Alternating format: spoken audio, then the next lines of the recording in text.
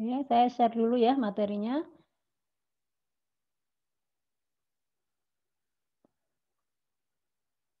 Sebentar.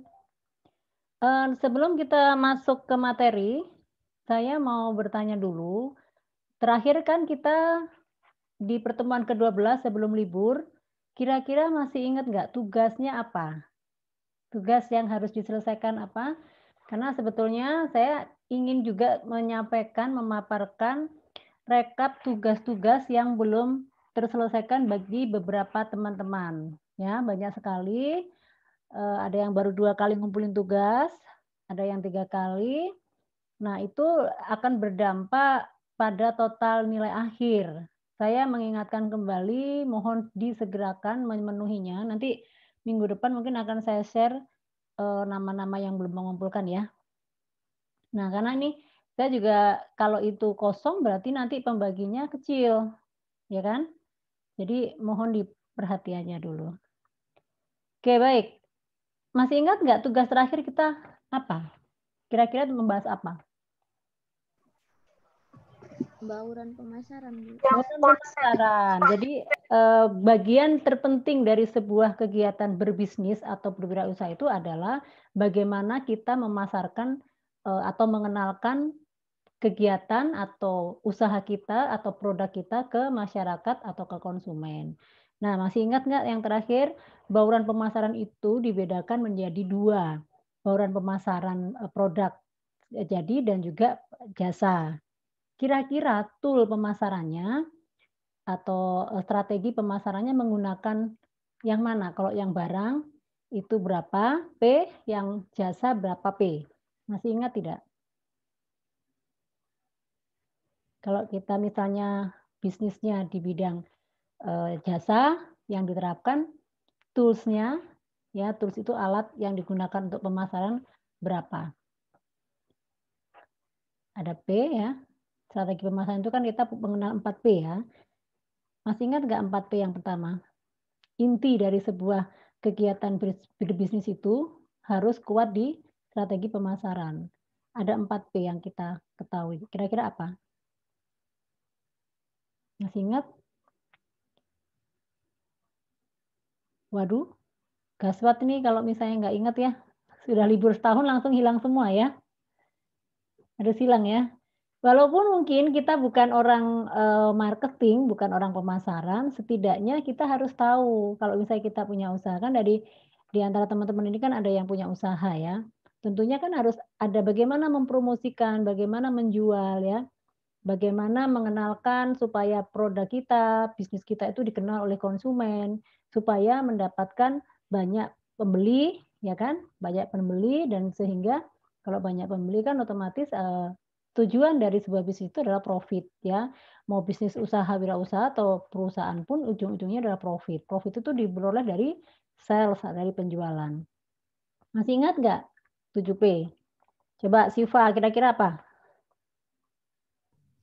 7P itu produk, Mhm, place, mhm. promotion, Promotion, price, price, people, people, betul. terus proses, Proses, sama yang satunya itu apa yuk?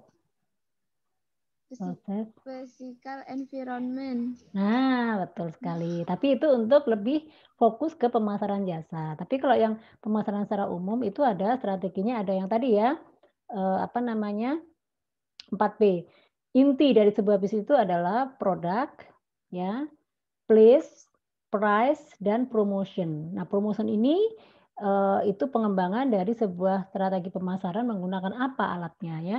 Jadi kalau kita bisnis itu harus tahu dulu produknya.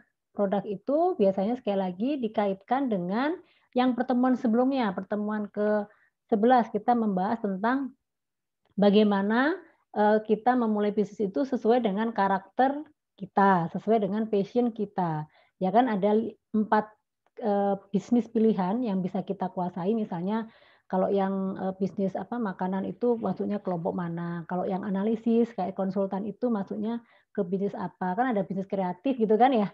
Itu lagi-lagi disesuaikan dengan bisnis kita. Nah, setelah kita tahu passion atau karakter dari kita sebagai pelaku bisnis dan juga yang cocok bisnisnya di bidang apa, baru kita kenalkan produk usaha kita itu melalui strategi pemasaran, ya kan?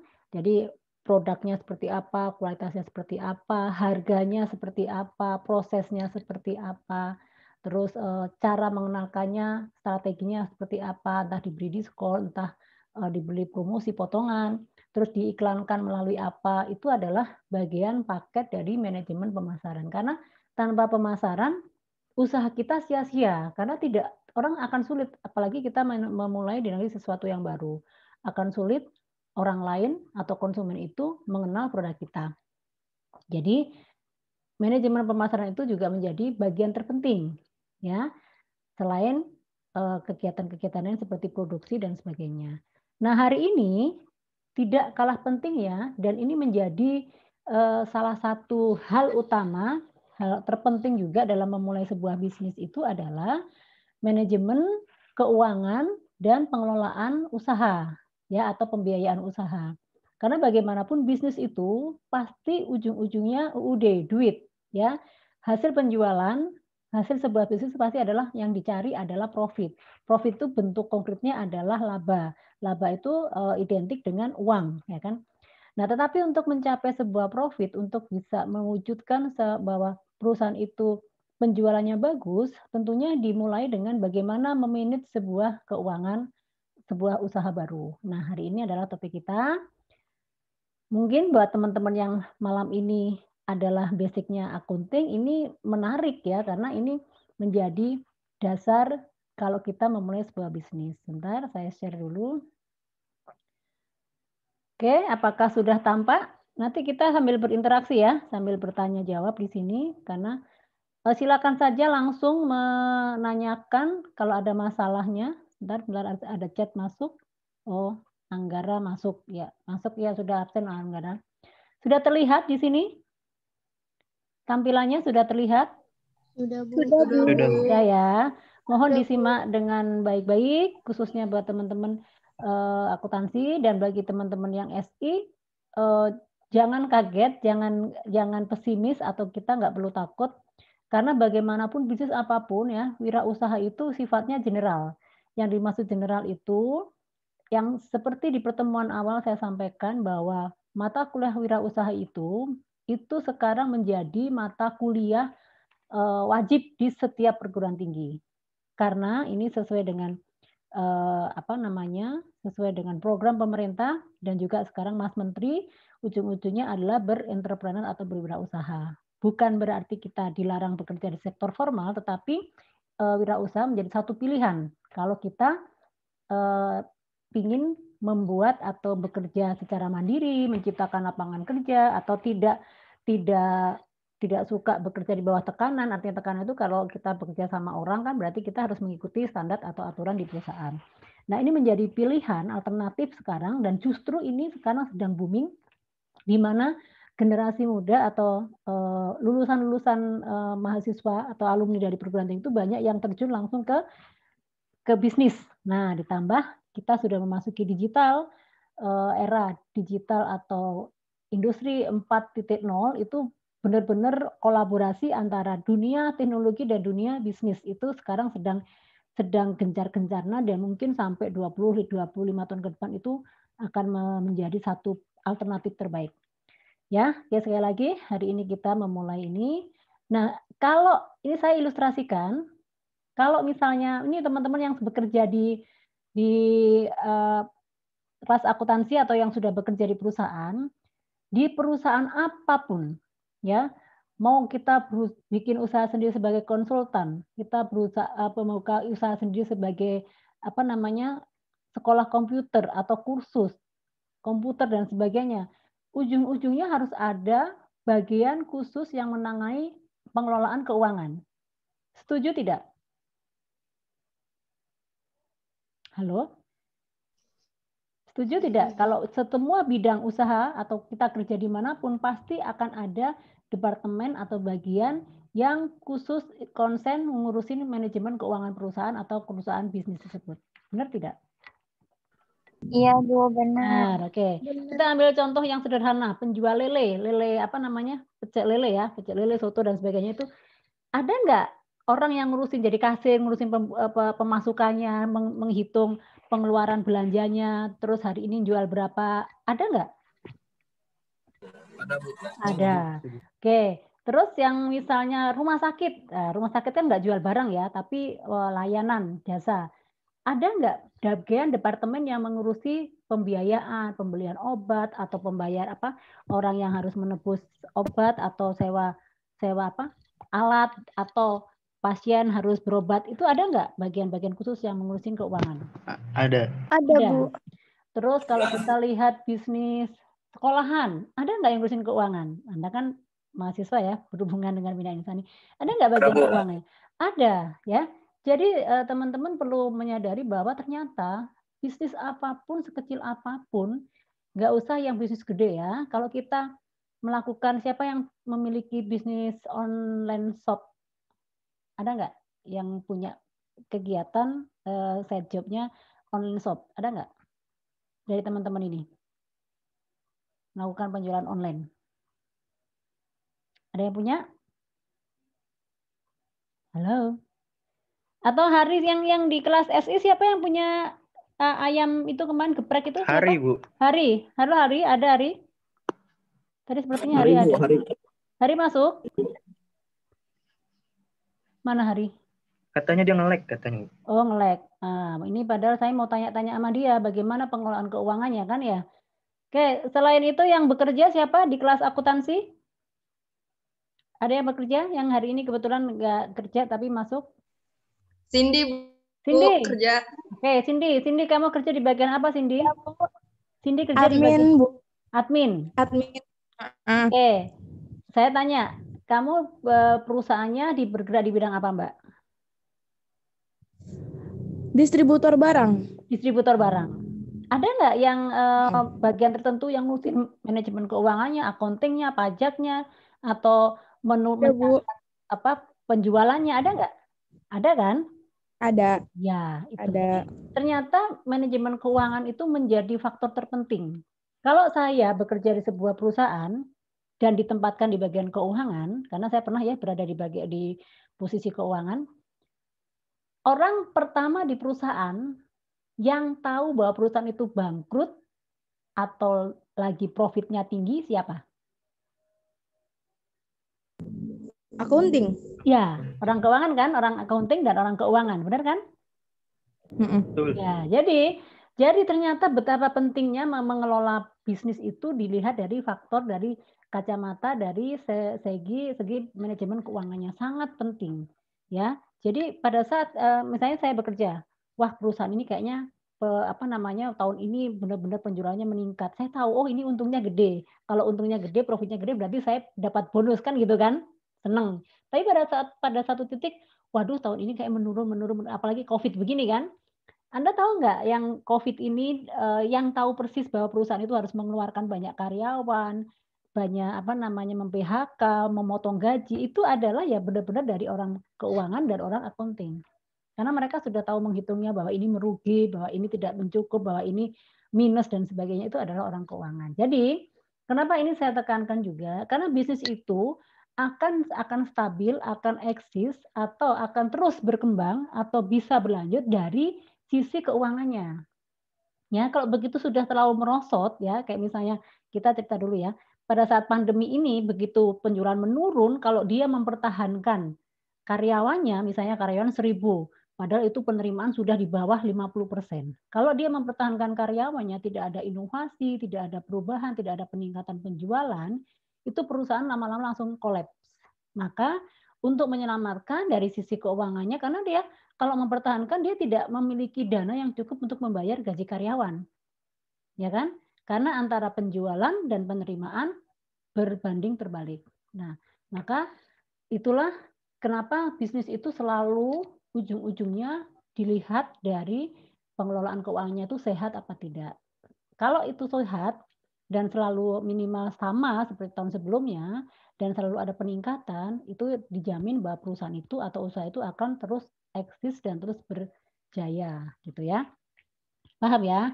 Jadi supaya kita nggak kaget, buat khususnya teman-teman yang dari SI, ya, di pagi saya mengajar TI, akhirnya terbuka ya, oh ya benar juga ya kalau bisnis itu memang, karena di bawah di pagi itu sudah banyak yang punya usaha, mereka baru iya ada pencatatan Bu uangnya. Cuman selama ini kalau kita sebagai pemula, bisnis yang memulai baru banget itu kan yang penting kita punya modal berapa, terus menjual untung berapa, dicatat aja gitu kan. Yang penting ada lebih dianggap sudah untung. Padahal tidak seperti itu. Bisnis itu ternyata kompleks dan kapan kita dianggap untung, kapan kita dianggap merugi, kapan itu kita tidak mengalami perubahan, nah itu nanti hari ini kita pelajari ya. Oke, siap ya? Baik, pada hari ini ya, di akhir pembelajaran ini kita bersama-sama mengharapkan semuanya ya, itu nantinya akan benar-benar memahami dan mampu menjelaskan tentang bagaimana manajemen keuangan dan pembiayaan usaha yang baik. Supaya bisnis kita itu bisa terus berkembang, terus berekspansi, dan terus besar ya. Nah, beberapa bagian atau pokok-pokok yang harus kita pelajari hari ini adalah pertama kita akan belajar tentang basic financial management untuk pemula. Startup itu adalah untuk pengusaha atau wirausaha yang baru mulai. Yang berikutnya kita akan mencoba mempelajari analisis keuangannya seperti apa. Yang ketiga itu adalah manajemen modal kerja, managing working capital. Yang keempat adalah managing debt atau manajemen hutang. Kok ada hutang ya? Ya, karena memang bisnis itu memang sebaiknya memang ada yang mengatakan modal sendiri atau modal hutang. Tapi sebetulnya saya sampaikan kalau kita mau jadi besar, bisnis itu biasanya lebih baik adalah salah satunya dapat suntikan atau dana pinjaman yang dikatakan hutang.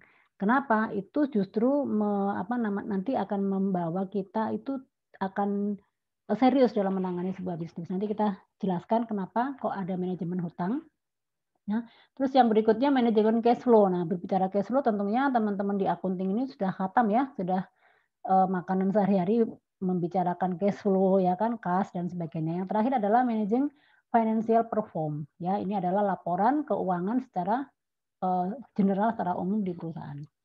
Baik, kita akan bahas satu-satu. Nah, saya sebelum masuk ke bagian-bagian tersebut akan ada ilustrasi sedikit, tapi nanti ini larinya sama ke semua yang tadi dibahas. Ya, adalah kasus cerita anggaplah ini misalnya bebek goreng Slamet ya, tapi kita pakai bebek goreng Bagong. Nah, Slamet itu kan dulu kita tahu yang punya bebek goreng itu namanya Pak Slamet, benar nggak? Pernah makan bebek Slamet nggak? Belum. Hah? Belum? Sama, saya juga nggak makan bebek soalnya jadinya. Tapi tahu ya, bebek goreng Slamet tahu kan ya? Ada yang tahu kan bebek goreng Slamet? Tahu Bu, tahu. Tahu lah. Tahu, Bu. Terus pernah dengar nggak rumah makan Mang Engking gitu kan? Pernah dengar ya? Atau ayam goreng Suharti. Pernah tahu kan tulisan itu? Papan, billboard yang ayam goreng Suharti gitu kan? Pernah kan? Nah, macam-macam lah. Intinya banyak nama makanan dengan nama pemiliknya. Nah, begitupun ini ya. Nah, ayam goreng blau. Saya mau cerita dulu kenapa kita membuat ilustrasi ayam goreng Bagong ini, yaitu, nah ini. Ya, jadi gini. Bagong itu diawali adalah seorang pemuda di desa. Tapi Bagong ini memiliki mimpi seperti Anda juga punya mimpi, pingin menjadi ini, pingin bekerja sebagai ini, pingin usaha apa, dan itu adalah mimpi setiap orang ya. Saya yakin semua ini punya mimpi. Mimpi Bagong adalah pingin memiliki restoran yang terbesar di Indonesia.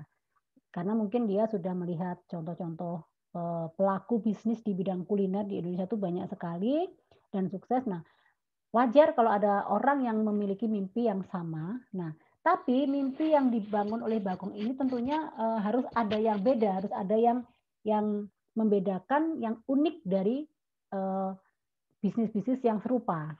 Ya, apa yang menjadi kekhasan? Karena kalau Anda tahu rahasianya bahwa bisnis itu berjaya, itu diawali dari keunikan. Ya, kita pernah membahas di pertemuan 2 atau 3 bahwa kita harus memiliki niche ya tulisannya niche, ada keunikan dari sebuah bisnis kita yang membedakan kita dengan usaha lain. Walaupun sama-sama ayam goreng, apa yang membedakan ayam goreng A dengan ayam goreng kita? Nah, dalam hal ini, Bagong juga memiliki keinginan bisnis, memiliki restoran bebek itu, apa yang membedakan dengan bebek-bebek yang ada? Ada bebek Madura, ada bebek Slamet, ada bebek rica-rica. Apa yang membedakan bebeknya Bagong ini dengan yang lain? Nah, dia berusaha membuat sesuatu yang berbeda dan unik, maka dia menggunakan resep warisan keluarganya, karena kebetulan Bagong ini memiliki keluarga, eyangnya, neneknya itu juga pebisnis atau memiliki restoran bebek. Nah, maka dia akan melestarikan dengan kekhasan, dengan keaslian rasanya. Nah, ini yang dia angkat. Kenapa dia memakai nama orang keluarganya? Ya, itu sudah punya nama dan itu sangat membantu untuk mengenalkan usaha yang mungkin dia rintis. Nah, untuk mewujudkan itu ya tentunya dia harus ada diskusi ya, harus melakukan analisa, melakukan analis sederhana bagaimana dia bisa mewujudkan itu. Ya pertama dia harus tahu targetnya. Dia ingin menjual ayam itu targetnya dalam setahun mau mencapai berapa. Jadi untuk teman-teman kalau kita memiliki usaha kita juga harus tahu targetnya. Ya, targetnya itu rencana, asumsinya kira-kira nanti kalau dijual segini sebulan, pendapatannya sekian, kalau misalnya dijual harga sekian, pemasukannya omsetnya sekian juta, itu perlu diperhitungkan dari awal. Nah, sekali lagi untuk teman-teman yang pandai di akuntansi tentunya akan sangat memahami ya, karena kita sudah belajar HPP ya, harga pokok produksi, harga pokok penjualan kan sudah tahu ya.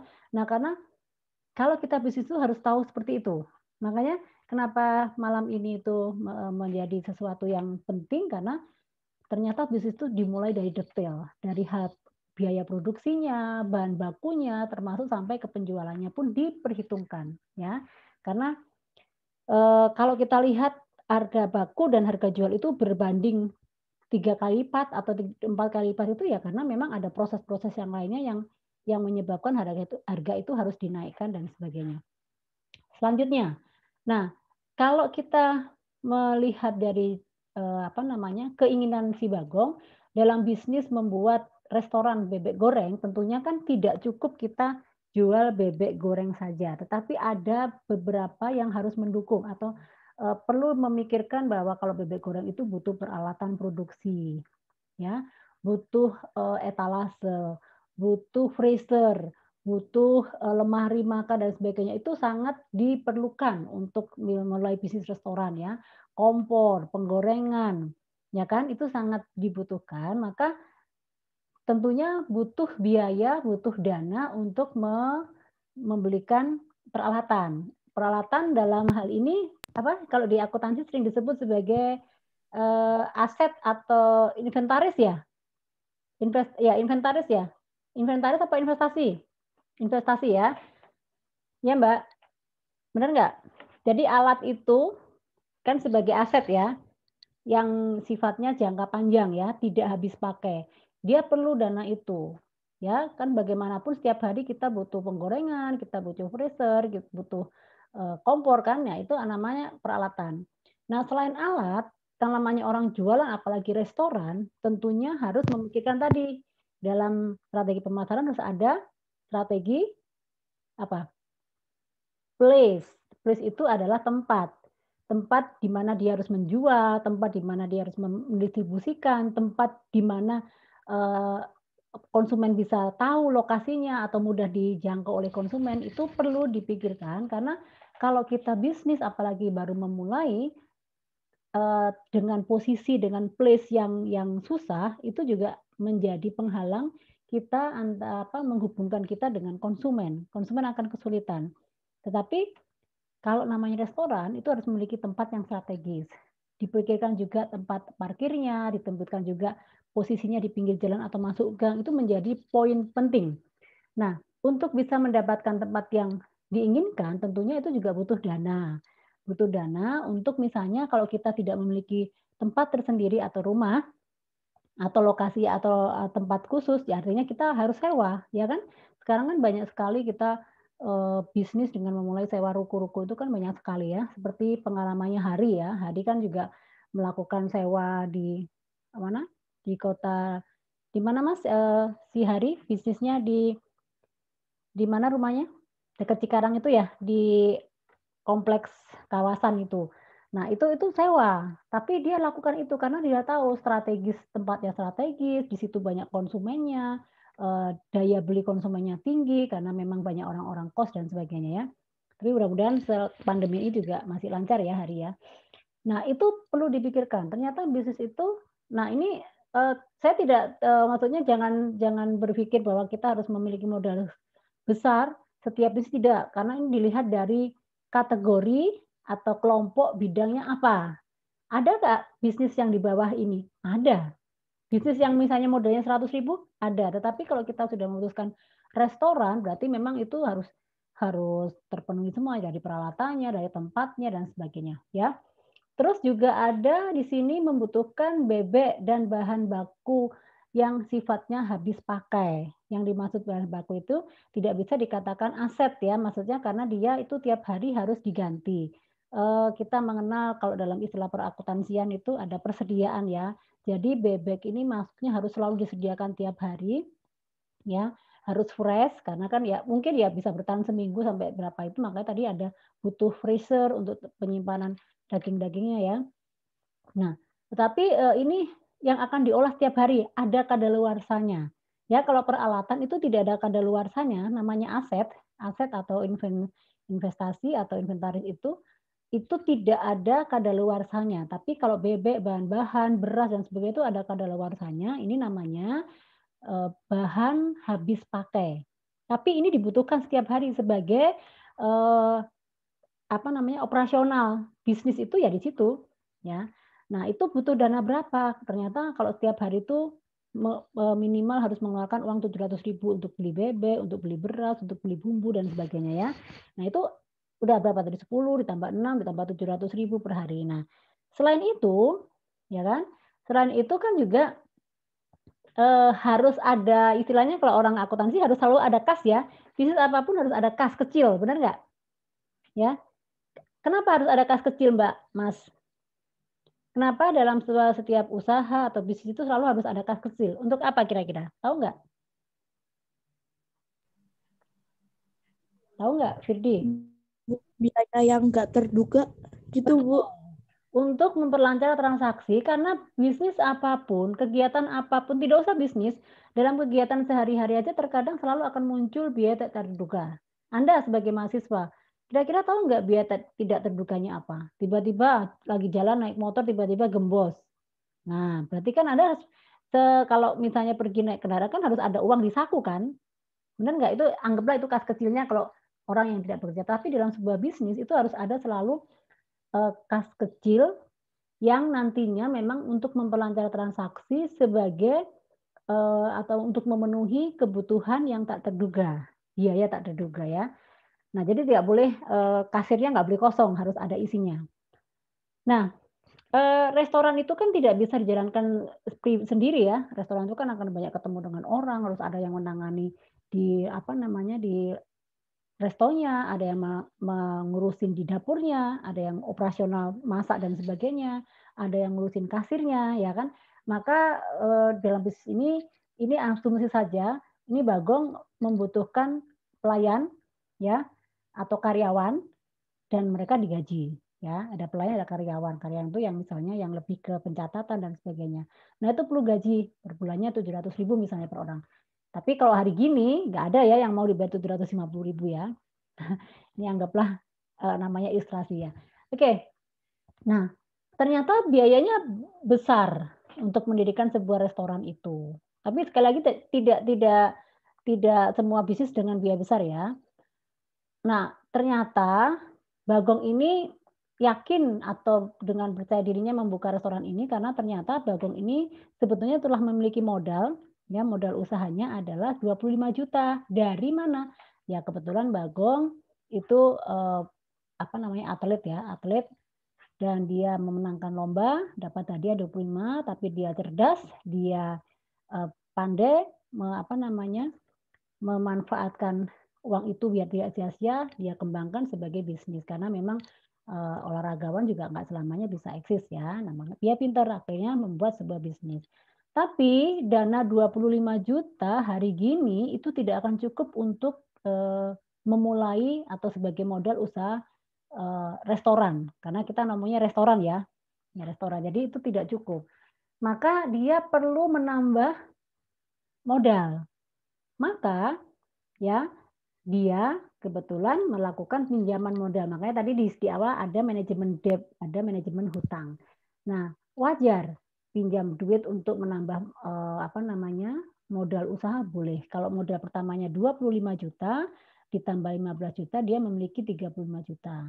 Karena apa? Karena masih banyak hal-hal yang perlu diperhatikan. Kenapa dia cuma pinjam sedikit? Ya karena memang sudah ada. Kalau banyak-banyak takutnya ya nanti terlalu banyak pengeluaran yang tidak jelas nanti ya.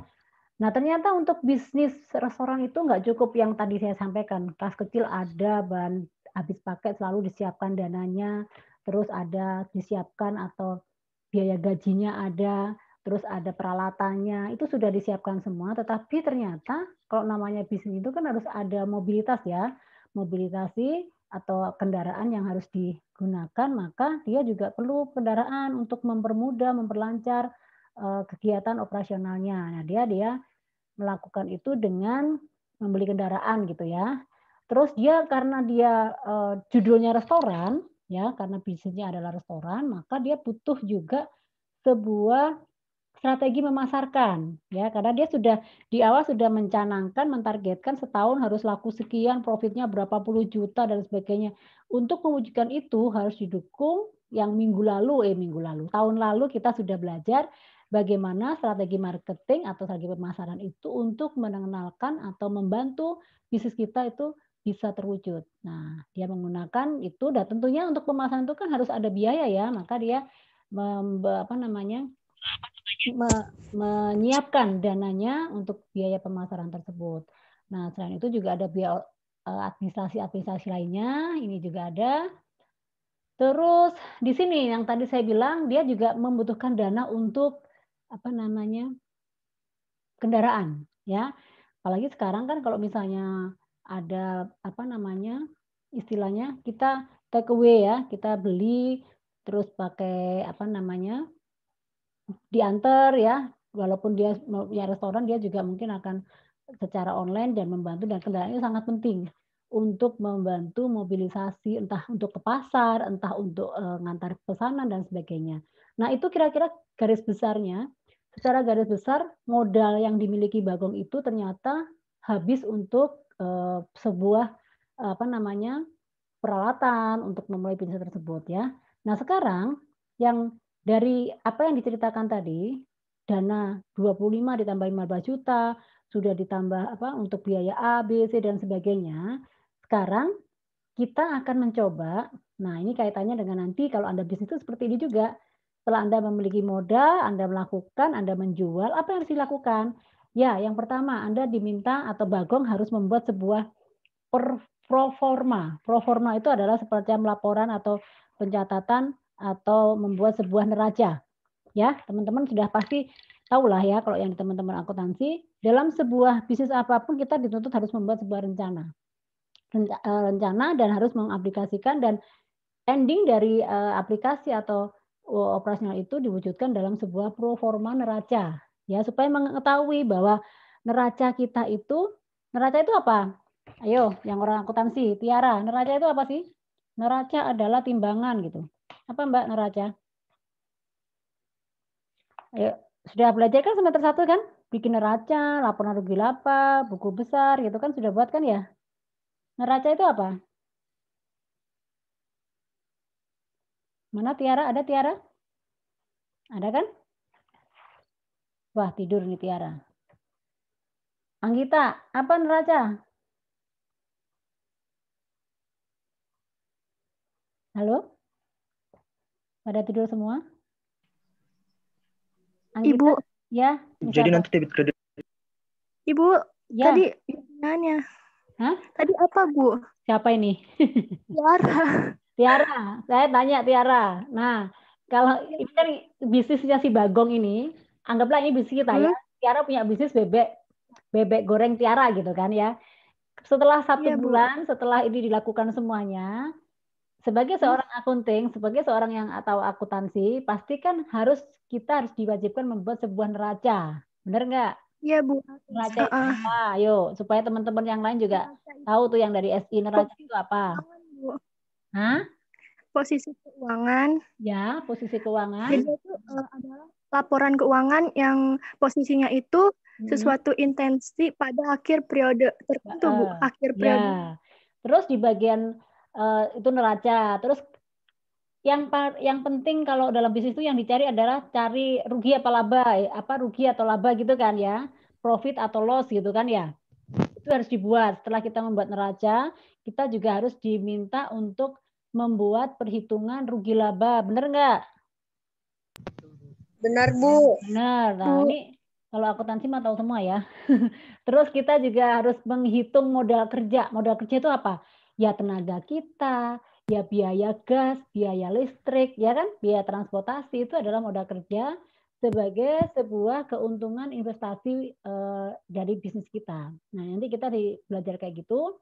Terus kita juga melihat laba kotornya berapa, laba bersihnya berapa. Kita juga harus melihat margin keuntungannya, ROA, ROE, dan sebagainya. Nah, ini kalau teman akuntansi mah cepet ya, nanti nggak usah lama-lama ini. Untuk teman-teman di SI bisa sharing sama teman-teman di akuntansi. Siapa tahu bermanfaat karena nanti buat teman-teman yang di SI ingin buka servis komputer, bikin buka kursus IT dan sebagainya, itu kan pasti butuh seperti ini ya. Nah, ini sangat penting ya buat teman-teman. Kenapa dalam bisnis itu harus ada pro forma neraca, ada modal kerja, ada laporan rugi laba, ada laporan keuangan, terus ada margin ROA, ROE dan sebagainya. Ini kenapa? Karena ini kalau bisnis kita itu akan terukur dari ROA dan ROE ya, itu akan terlihat bahwa bisnis kita itu untung apa tidak. Nah, biasanya kalau misalnya sudah untung, sudah mau berkembang, ini juga sebagai dasar, sebagai langkah kalau kita ingin mengembangkan sebuah bisnis, pinginnya buka cabang, pinginnya membuka mengekspan atau melakukan perluasan pengembangan usaha, itu bisa dipakai sebagai dasar kita mengajukan pinjaman lagi ke bank. Karena kalau kita nanti tidak memiliki catatan ROA, ROE, dan margin keuntungan yang jelas, itu bank akan menolak. Ini salah satunya ya. Ini salah satunya. Kalau kita mau menjadi bisnismen yang besar ya, kita mau jadi pengusaha, dari yang sudah terjadi sudah lancar, kan kita nggak mau puas dari situ saja, kan sayang ya. Ya kita harus mengekspansi dengan menghitung semuanya ini. Nah, kita akan coba. Di sini ada contoh namanya neraca. Ini neracanya yang punyanya si Bagong itu. Di sini kita lihat. Nah ini ya, betul kan ya, Tiara, Anggita, Riri. Di sini betul kan bahwa neraca itu isinya ada aktiva, ada pasiva, betul nggak? Iya, Bu, betul. Betul. Iya. Ya, karena ada bukunya ya. Ya, jadi ini pasti tahu ya, kenapa harus diperhitungkan, karena supaya kita tahu. Nah, ini yang selalu ciri akuntansi itu harus balance ya antara aktiva dan pasiva. Ya, setiap laporan keuangan, rugi laba, ujung-ujungnya harus ada laporan, ada statement yang menyatakan balance. Kalau nggak balance, biasanya menghitung ulang ya. Kalau ujian gitu kan, waduh nggak balance gitu kan. Ya, tuh anak saya juga puyeng itu waktu ujian, kok nggak balance gitu kan, stres dia. Jadi inilah yang menjadi kenapa perusahaan itu keuangan atau bagian accounting itu sangat detail, sangat teliti untuk mengukur bahwa perusahaan itu harus tidak ada misalnya segala transaksinya, segala keuangannya, segala alat persediaan itu harus detail, tidak boleh terlewatkan. Karena kalau sampai terlewatkan ini nggak akan terjadi balance seperti ini. Benar nggak ya? Benar ya? Benar, Bu. Benar sekali. Nah, ini kesannya simpel, kecil kok, cuma neraca itu isinya cuma ini kesannya, tetapi ini harus dipertahankan sebagai dasar kalau kita mau memang secara manajemen keuangannya bagus tuh diawali dari sini. Benar ya? Oke. Betul, Bu. Betul. Oke ya. Sekarang lanjut. Nah, ini contohnya rugi laba. Nah, orang itu kalau bisnis itu yang dicari pasti labanya, benar kan? Orang nggak mau rugi, maunya untung kan gitu kan. Nah ini contoh rugi laba dari kasus yang tadi dijelaskan si Bagong tadi ya. Dia kan Ini ada harga pokok produksinya ya. Jadi gini, kita punya misalnya kita punya modal 100.000. Terus itu modal buat beli barang atau dasarnya. Tetapi kan kita nggak mungkin menjual atau nanti ujungnya balik lagi 100.000. Harus tuntutannya lebih. Nah, dalam hal ini penjualan yang ditargetkan si Bagong di cerita awal tadi kan dia harus ingin memiliki keuntungan 30 juta gitu ya. Ini dalam ribuan ya, dalam juta ya. 30 juta per bulan. Nah, ini contohnya raba ruginya, cuman ini dihitungnya per bulan ya, tinggal dikalikan 12 nanti di sini. Nah, ini belum bisa dikatakan untung. Sekali lagi, kita tadi punya modal berapa harus dikembalikan dulu. Dikurangilah di sini harga produksi, ada persediaan, terus ada pembelian. Nah, ini pembelian itu ya. Terus sampai tenaga kerja, anggaplah ini anggaplah tenaga karyawannya tadi, dia harus mengurangi itu dulu beban-bebannya, beban biayanya. Terus ketemulah saldo akhir. Nah, saldo akhir dan sebagainya. Sisanya segini. Nah, ini kan biaya ya. Totalnya ini 30 juta ini dikurangi biaya ini, biaya ini, biaya ini, biaya produksi dan sebagainya. Ketemunya tinggal 7.500.000. Nah, misalnya ini. Ini anggapnya kita sebulan ya. Nah, 7.500 ini masih kotor loh. Kenapa? Ingat tadi ini baru dikurangi biaya-biaya produksi dan biaya rutin, benar nggak, Mbak? Yang di atas ini rutin ya, biaya rutin yang memang ini. Tapi ingat bahwa Bagong tadi sempat pinjam ke bank sebesar 15 juta, di sana ada bunga 12%. Nah, itu harus diperhitungkan, maka gaji ini dipotong lagi. Nah, biaya-biaya itu juga ada biaya administrasi, ya kan kalau kita belanja suka ada biaya administrasi dikenakan ini dan sebagainya, itu dikurangkan semua. Baru terakhir ketemulah laba bersih di sini. Nah, inilah baru dinyatakan profit kita. Benar ya, Fitria ya? 7.225 ini adalah profit kita. Betul. Nah, itu. Ini jadi bisnis itu kayak gitu. Jadi jangan puas saya punya modal 50.000 terus sudah menjual jadi 100.000 itu langsung untung, belum. Kita harus kurangi dulu biaya awalnya, biaya produksinya karena biaya produksi itu nanti dibuat operasional lagi, diputar lagi. Yang bisa kita saving, yang bisa kita sebut sebagai laba adalah 7.225 ini. Ya, betul ya, setuju ya? Kita lanjut. Nah, ini adalah modal kerja. Modal kerja itu di sini adalah aset lancar terkait operasional. Nah, bisa nggak jelaskan? Modal kerja itu adalah aset lancar terkait operasional dikurangi kewajiban lancar. Kira-kira apa ini? Bisa menjelaskan dari teman-teman akuntansi? Halo, bisa menjelaskan? Loh, kok tidak ada suaranya? Halo.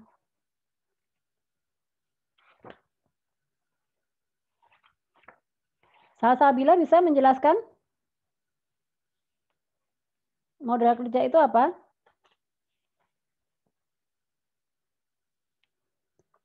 Halo? Loh, kok nggak ada suaranya? Nah, jadi gini, modal kerja itu merupakan besarnya nilai uang ya yang dibutuhkan untuk mendukung operasionalisasi suatu bisnis ya. Jadi untuk bisnis itu bisa berjalan, bisa beroperasi itu perlu modal kerja. Modal kerja tadi apa? Ya misalnya kita beli bahannya di itu modal kerja. Terus kita harus beli gas, harus bayar listrik. Itu kan semua modal kerja yang dipakai operasional karena dana ini digunakan untuk mendukung operasional suatu bisnis ya. Jadi kalau tidak ada modal kerja ya tidak bisa jalan. Ya, kalau aset terhadap aset yang operasional ya, yang rutin tiap hari. Nah, di mana rumusnya adalah aset lancar ya, aset lancar itu dikurangi operation current liabilities atau kewajiban lancar. Jadi dari aset dikurangi biaya operasi ya, muncullah nanti modal kerjanya berapa. Nah, di sini caranya. Nah, ini nanti bisa dicek lagi. Kalau yang teman-teman akuntansi pasti mudah lah ya. Jadi modal kerja itu, modal kerja operasi bersih itu berfokus pada likuiditas. Likuiditas. Apa itu likuiditas? Bisa bantu? Apa itu likuiditas? Halo? Ada yang tahu likuiditas apa? Kalau teman-teman akuntansi harusnya sudah Utang. dikurangi utang. Jadi Kemampuan kemampuan apa? memenuhi kewajiban perusahaan, Betul. Bu, seperti Ya. hutang. Ya, jadi liquid itu adalah hutang. Kalau kita pernah dengar likuidasi berarti bank tersebut ditutup karena kebanyakan hutang ya, kebanyakan hutang kepada nasabah. Lanjut, ini ya, nanti ini bisa ini. Nah, ini yang terpenting harus melihat keuntungan ya. Sekali lagi, kita harus melihat persentase keuntungan dari bisnis kita. Ada yang disebut dilihat dari sisi margin ya. Dilihat dari sisi margin itu rumusnya adalah laba bersih. Laba bersihnya tadi 7.225.000 dibagi total penjualan 30 juta. Marginnya sekian, 0, sekian persen. Berarti intinya gini, cirinya kalau perusahaan itu dianggap profit dan dianggap aman atau bisa berlanjut untuk ke depannya, itu cirinya harus antara margin ROA dan ROE itu harus di atas 0,24. Maksudnya di bawah, di atas 0. Harus lebih besar dari 0. Tapi begitu minus, selesai. Jadi itu berarti perusahaan itu tidak bisa dikatakan profit atau perusahaan itu tidak akan berlanjut ya. Sebentar ya, saya tak menyalakan AC dulu.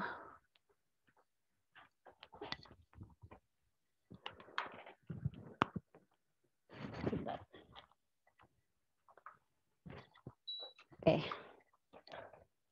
Oke, kita lanjut ya.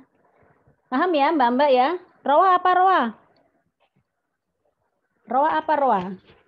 Return of asset, Bu. Nah, return pengembalian aset ya. Return apa tadi? ROA. Return of asset. Return of asset. Aset, Bu. Ya, jadi asetnya itu tidak boleh menyusut, tapi harus balik lagi kan, karena ada biaya penyusutan. Nanti kan kalau begitu barangnya, alat-alatnya sudah rusak harus ada dibelikan yang baru lagi gitu kan ya. Return, ROA dan ROE. Kalau ROE? Return on equity. Ayo yang jelas. Return apa? ROE apa? Return on equity, Bu. Return on equity. Kalau equity berarti apa? Kalau likuiditas itu kewajiban atau seperti hutang-hutang. Kalau Ekuitas, Bu. ekuitas itu Pembagian ekuitas. Modal, Bu.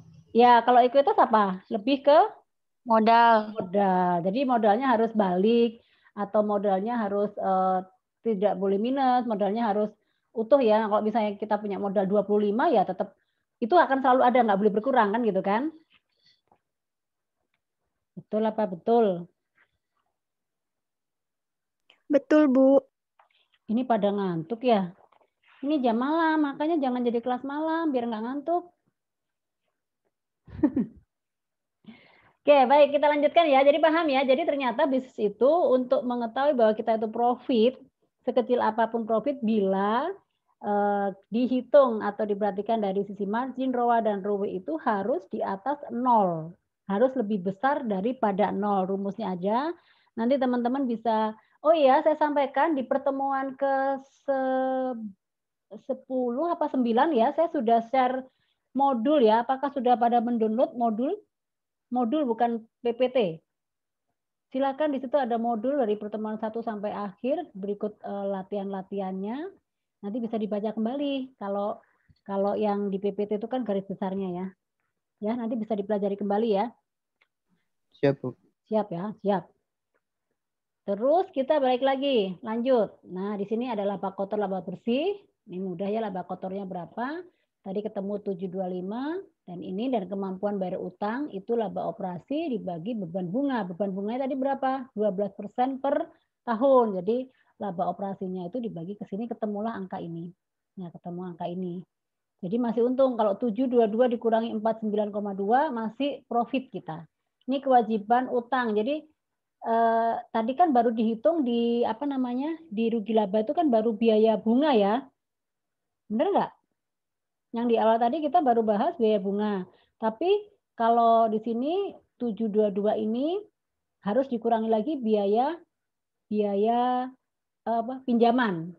Pinjaman 15 juta itu kan per bulannya berapa gitu kan ya. Jadi gini Mbak, 7.7225 itu dianggap profit.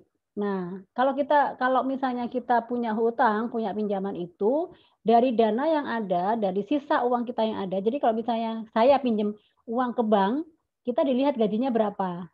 Nah, gaji itu dinyatakan berapa persennya harus bisa untuk membayar hutang.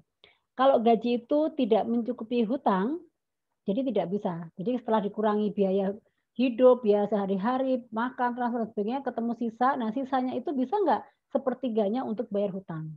Nah, ini pun sama. Kalau orang bisnis itu setelah dikurangi biaya produksi, setelah dikurangi biaya administrasi, biaya pajak, dan sebagainya, sisa yang ada itu sepertiga dari profitnya itu harus bisa untuk bayar utang. Kalau misalnya tidak bisa, berarti itu belum dikatakan profit juga. Jadi masih ada kewajiban bayar hutang di sini. Ya. Nah, berikutnya adalah efektivitas pengelolaan aset dan kondisi likuiditas. Nah, ini teman-teman sudah belajar ini ya semua ya? Sudah paham ya? Kalau untuk mengetahui persediaan itu total penjualan dibagi sediaan. Kalau misalnya untuk mengetahui perputaran aset, penjualan dibagi atau pembaginya total aset ketemu angka sekian. Terus kalau likuiditas itu atau kewajiban bayar utang itu di mana aset itu dikurangi kewajiban ketemunya sekian, dan ini artinya bahwa ada kemampuan atau kondisi seperti ini pihak pelaku bisnis atau perusahaan atau kita yang punya usaha itu masih punya dana yang bisa mengcover keberlangsungan dari bisnis itu setelah dikurangi kewajiban-kewajiban ini. Pada intinya sama, ya, efektivitas pengelolaan aset dan kondisi likuiditas keuangan itu juga dinyatakan harus lebih besar dari 0. Ini 1,4 sudah bagus, asetnya 6,7 juga sudah bagus. Artinya memang dinyatakan bisnis ini atau usaha ini tetap dianggap sehat, ya, secara keuangannya sehat. Benar nggak, Mbak? Kalau angka-angka seperti ini berarti bisnisnya Bagong tadi dinyatakan sehat apa enggak? Sehat, Bu. Sehat, berarti layak untuk dilanjutkan ya. Layak untuk dilanjutkan dan itu bisa berkembang. Nah, ini selanjutnya ini. Nah, ini adalah fixed cost dan variable cost. Nah, ini kenapa kok kita bahas? Supaya kita tahu setiap bulan, setiap dalam operasional bisnis itu tentunya kita akan berhadapan dengan biaya tetap dan biaya tidak tetap. Biaya tetap itu misalnya gaji, apalagi biaya tetapnya? Fixed cost dan variable cost. Ini kayaknya dari semester 1 sudah dijelaskan ya, sama Bu Rusi ya. Siapa yang mengajar ini manajemen keuangan di akuntansi? Bu Iren atau Bu Afi atau siapa? Sudah menerima itu belum manajemen keuangan? Siva? Semester ini, Bu. Siapa yang mengajar? Bu Nunu. Nah, apa bedanya variable cost dan fixed cost? Sudah diajarin kan? Sudah belum? Indah, sudah diajarin ini enggak sama Bu Nunu? Variable cost dan fixed cost. Apa yang dimaksud? Sudah, Bu. Sudah kan ya? Jadi kenapa ini kita bahas? Karena dalam mengelola keuangan itu, dalam biaya operasional itu kita akan ketemu biaya fix, biaya tetap, dan juga biaya yang berubah-ubah. Ya, yang dimaksud ini fix itu artinya tiap bulan, tiap hari, atau tiap itu tetap muncul. Benar nggak? Dalam kegiatan aktivitas keuangan itu akan ada namanya biaya tetap yang setiap periodenya muncul dengan angka dan time atau periode yang sama. Sementara kalau variable cost itu adalah biaya-biaya yang memang tidak fix ya, tidak tetap ya, karena dia akan berubah-ubah tergantung kondisi. Contohnya apa? Kalau dalam kasus Bagong ini yang dimaksud biaya variable cost itu apa? Contohnya apa yang tadi? Bisa sebutkan yang tadi saya ceritakan? Salah satunya adalah bahan baku, Bu. Bahan baku yang habis kerja, pakai. Ya kan? Bebek bisa nggak dibuat setahun harganya sama? Nggak bisa. Nggak bisa, ya kan? Tahun baru naik, Lebaran naik, Agustusan naik, kan gitu kan? Jadi itu adalah termasuk variable cost. Yang termasuk fixed cost apa? Peralatan mungkin, Bu. Hah? Gaji. Gaji ya betul, salah satunya gaji. Kenapa ini dibahas dalam manajemen keuangan? Karena ini adalah alat untuk mengukur kelayakan usaha. Ya, untuk mengukur kelayakan usaha kita harus tahu biaya operasionalnya berapa, terus nanti kalau kita menjual hasil salesnya, hasil penjualannya berapa, terus dikurangi biaya-biaya ini seperti apa? Jangan sampai antara fix dan kalau harusnya idealnya fix sama variabel itu besaran mana? Kalau menurut teman-teman, yang ideal variable cost atau fixed cost yang harusnya jumlahnya lebih besar? Mungkin fix, Bu. Fix, harus fix ya. Jangan sampai variable cost-nya melebihi dari fixed cost. Kalau itu terjadi, variable cost-nya lebih tinggi, ya ujung-ujungnya akan minus. Ujung-ujungnya kalau misalnya nanti kita lanjut akan di bawah BEP. BEP kalau sudah di bawah BEP atau BEP berarti kita itu loss. Ya, itu benar-benar kita tidak bisa membayar yang lainnya. Karena memang variabel itu kan sifatnya kayak variable cost itu kayak biaya yang bisa dibilang tak terduga juga ya, karena memang muncul tapi tidak terlalu sering dan tidak terlalu besar. Tapi yang tetap itu listrik, gaji, apa itu ya adalah masuknya fix. Dan ini adalah salah satu yang selalu menjadi pokok dalam sebuah bisnis itu harus memperhatikan ini. Jangan sampai penerimaan kita itu habis gara-gara untuk variable cost-nya ini. Ya kan? Benar nggak Kak Irul? Ada Irul kan di sini? Ada Dika kan? Benar nggak Dika? Halo, jangan tidur dulu ya. Saya cepetin deh kalau kayak gitu. Kalau sudah pada ngantuk. Lanjut, ini BEP, apa break even point. Nah, ini saya cuma mereview saja karena di sini kebetulan ada teman-teman akuntansi yang sudah pakarnya, udah katamnya. Aldi, tahu nggak break even point, Aldi? Break even point. Ayo yang belajar manajemen keuangan semester ini sudah mau selesai loh ya. Apa ayo? Ini Bu, kondisi di mana jumlah pengeluaran yang diperlukan untuk biaya produksi sama dengan jumlah pendapatan yang terima dari hasil. Nah, coba. Oke, itu menurut pendapat. Ini Aldi ya? Iya, Bu. Ya, Aldi. Oke. Sekarang dari teman-teman di akuntansi Ika, apa yang dimaksud BEP? BEP. Analisis titik impas, namanya break even point. Ayo, di mana? Di mana antara titik apa? Titik impas. Ya, di mana apa? Modalnya? Di mana dengan pendapatan sama dengan modal dikeluarkan tidak terjadinya kerugian, Bu. Kenapa? Terjadinya? Tidak terjadinya kerugian, Bu. Tidak terjadi kerugian. Pendapatan sama. Ya, jadi sebetulnya BEP modal itu batas modal ya. Maksudnya gini, kita punya modal 100, tapi begitu sudah diproduksi, dijual, balik lagi 100. Sebetulnya kalau dari sisi kelihatan tampak nominalnya memang tidak rugi.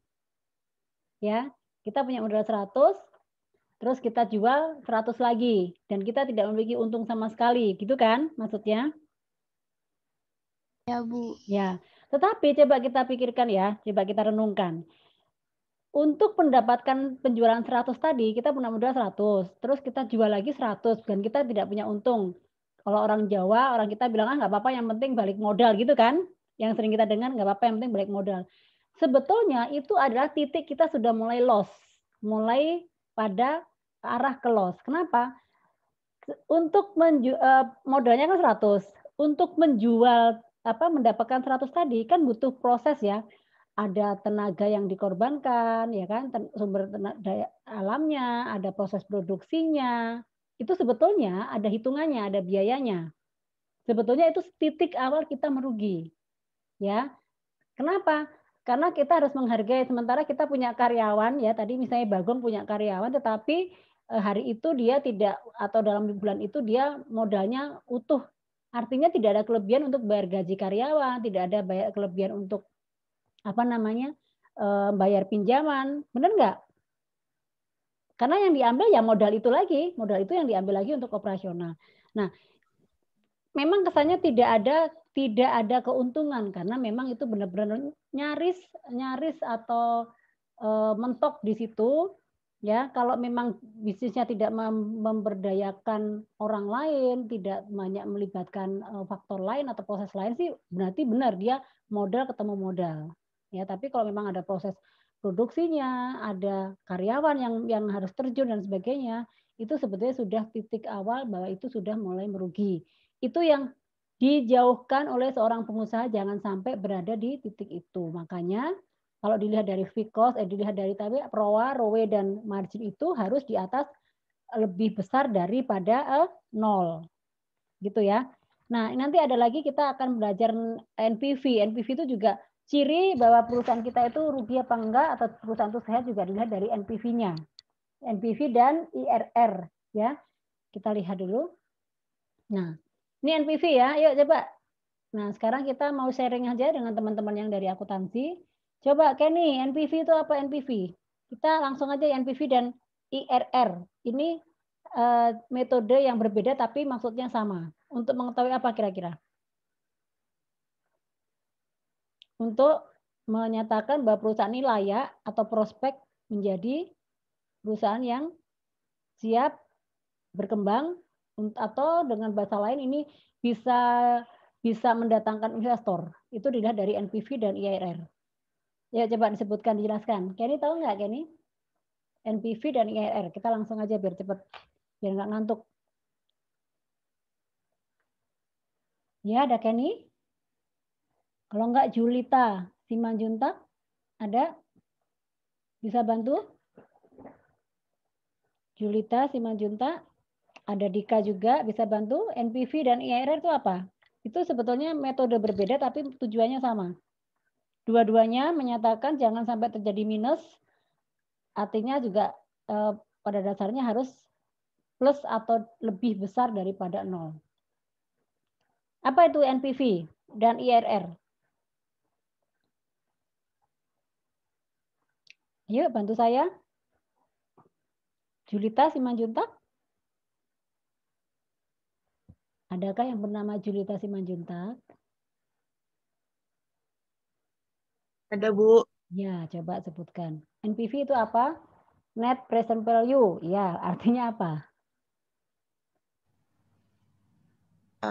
Kayak selisih untuk pengeluaran dan pemasukan gitu, Bu.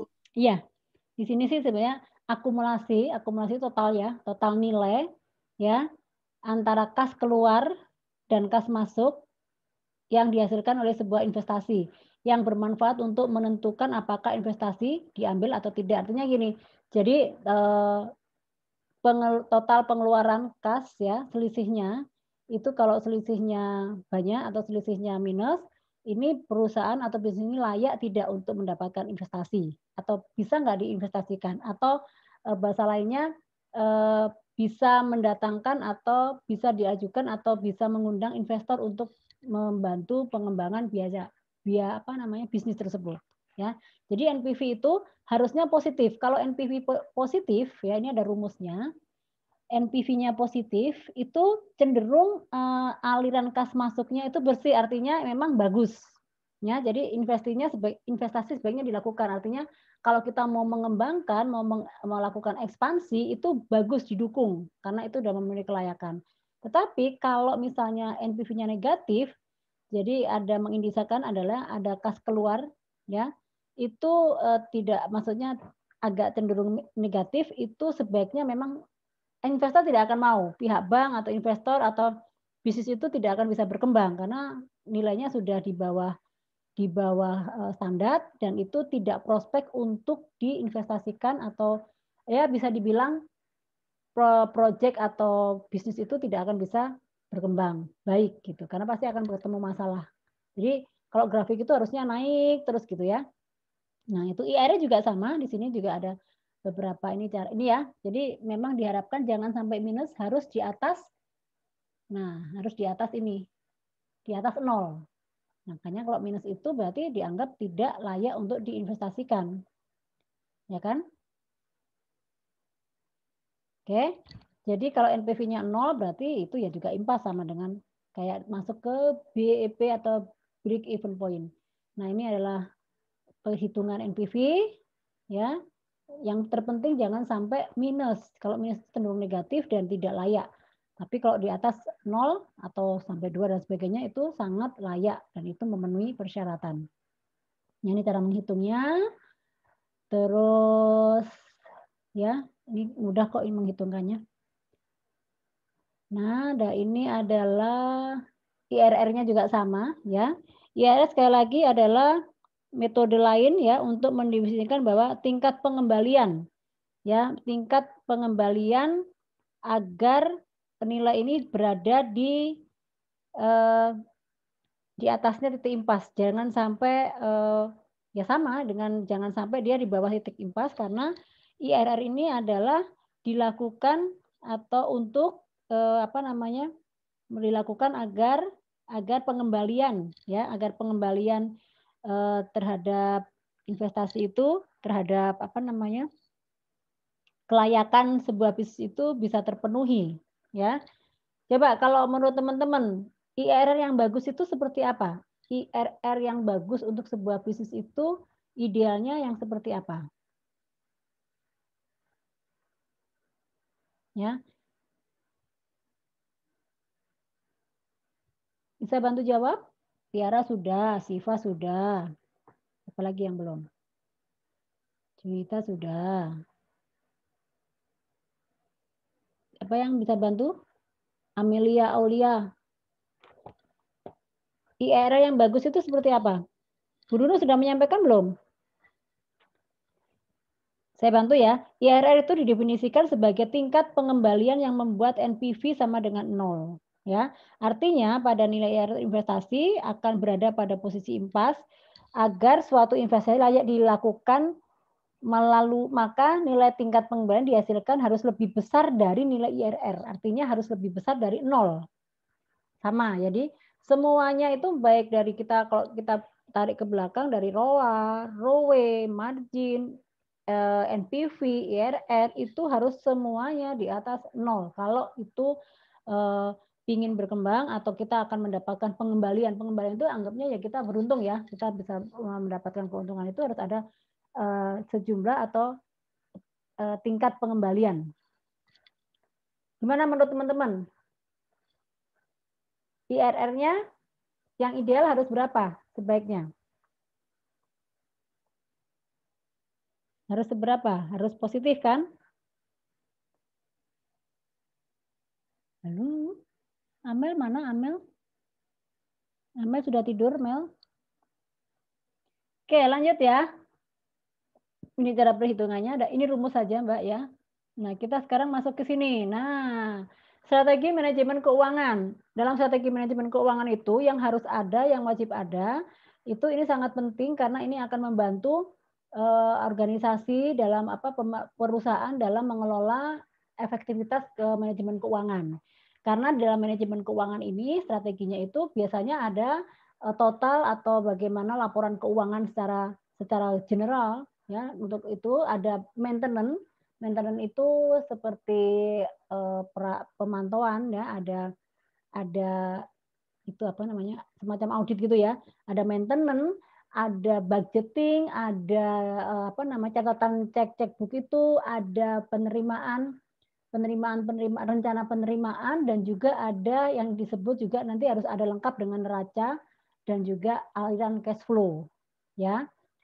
Jadi manajemen atau strategi manajemen keuangan itu sekali sangat membantu ya manajemen di perusahaan khususnya keuangan secara efektif ya, karena ini sangat membantu organisasi. Nah, di dalamnya tadi ada disebutkan ada balance sheet. Atau balance sheet ya, balance sheet itu sebenarnya bahasa Indonesianya adalah neraca, benar kan? Benar nggak? Balance sheet itu neraca, setuju nggak? Iya, Bu. Iya, karena kalau kita lihat di sini, di dalamnya memuat aset, ya, liability, ya, respectively, terus the balance sheet illustration, projected saving dan expense ya kan? Ini adalah nama-nama yang atau bagian item-item yang ada di balance sheet, ya. Terus ada statement pemasukan, income, statement of income, artinya laporan keuangan atau pemasukan, ya, di mana menunjukkan bahwa keuangan perusahaan itu dilihat dari performa setiap semesternya itu jelas pemasukannya berapa. Dan yang berikutnya adalah cash flow statement, ya ini cash flow itu aliran kas keluar dan aliran kas masuk ya. Ya enggak? Benar enggak? Cash flow statement itu ya memang rangkuman atau menunjukkan bukti-bukti kas keluar dan kas masuk ya, aliran kas ya, di mana ada bukti-buktinya berupa nota, bond, pembayaran. Benar nggak? Benar, Bu. Ini pada kalian terkesima, apa ngantuk, apa gimana? Saya dibantu, Mbak. Saya kan bukan orang akunting, ya kan? Dibantu nggak apa-apa, kita sama-sama belajar. Lagi ngertiin, Bu. Oh, ngerti. Pakai bahasa Inggris itu. Harus. Kamu diajar bulusi kan? Kalian diajar bulusi nggak? Betul. Iya. Nah, bukunya bahasa Inggris apa bahasa Indonesia? Apa bahasa Jawa? Nah, harusnya sudah khatam. Masa anak bina insani nggak bisa bahasa Inggris sih? Harus dong.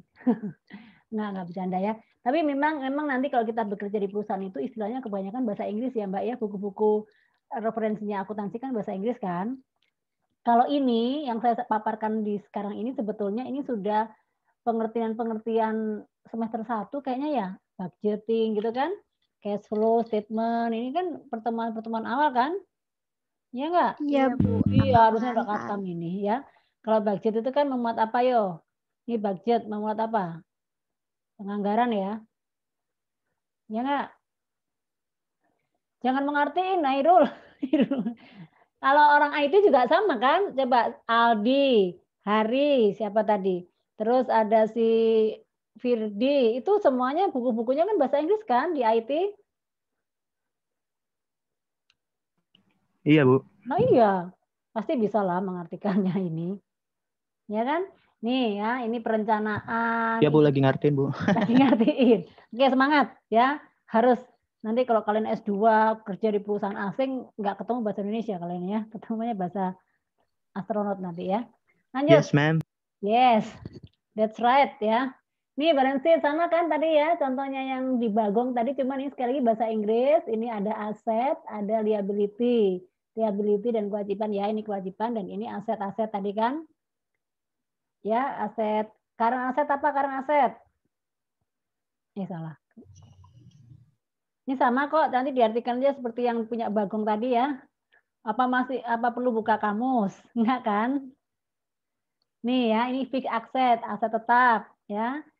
Ini aset apa namanya? Current asset. Ini ada kas, ya kan?